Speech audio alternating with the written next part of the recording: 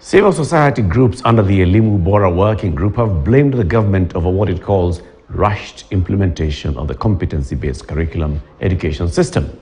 The civil society group claims the rollout of the CBC has many assumptions, with only 13 days to go for the junior secondary school to kick off. And as Brenda Zederadido now reports, some parents, teachers and learners are still confused. Needs to fix some missing gaps facing the transition of grade 6 students who are expected to join junior secondary schools as the first cohorts for the CBC transition. Members of the Elimu Bora Working Group are now questioning the preparedness of the Ministry of Education for a smooth transition at a time some schools lack the basic infrastructure and staff. The school calendar resumes on 23rd January. Is there enough time to train the 30,000 on the new education system, bearing in mind that most of the currently engaged teachers do not fully understand and embrace the new system? If CBC is not ready, why can't we continue that for which we had known, which we had trained teachers on how to handle, which we had equipment and facility? Infrastructure has been one of the biggest headaches for the government as the state rolls out the transition to junior secondary. Last year, the government pumped in billions of shillings, which saw 10,000 classrooms constructed in high schools, which were expected to host the pioneer cohort of the CBC class.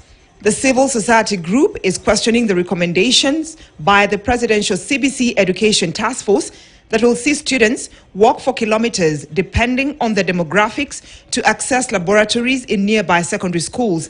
The actual distance to neighboring schools could be much longer than imagined.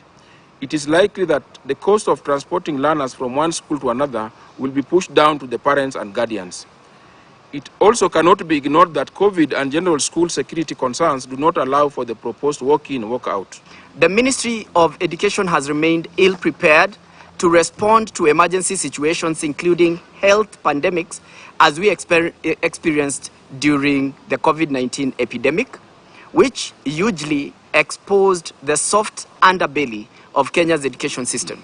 With schools set to reopen within the next 1.5 weeks for junior secondary, they are recommending a few proposals. For instance, to harmonize school management of primary schools and junior secondary schools, to avoid conflict and ensure smooth running of the institutions. Noteworthy, parents need full and timely information on the junior secondary school to enable their preparedness around school fees, uniform and other attendance requirements. They have further faulted the Presidential Working Group, who their preliminary report saying it failed to capture their views. What I want to urge us to do, can we sit down and reason? We don't lack experts in education. And the most important thing, if you cannot motivate teachers, whether you come up with a good education system, it will not work. This comes a day after the Ministry of Education, led by Ezekiel Machogu, assured parents that the government will cater for grade 7 school fees and is ready to oversee the successful implementation of CBC. They are allocating 15,000. Is 15,000 enough to cater for everything? Why can't we sit down as a country and reason together? Why this rush? Sometimes the government is saying they are going to fund education. Sometimes they are not going to fund. What is happening? Elimu Bora Working Group is working on a comprehensive report mirrored on the above human rights standards in terms of reference of the Presidential Working Party to illuminate the key issues on the way forward of CBC and education at large. The report will be released before end of January. Brenda Zederadido, KTN News. The report by Brenda brings us to a break on Newsline tonight. We'll be back shortly with more news. Don't go anywhere.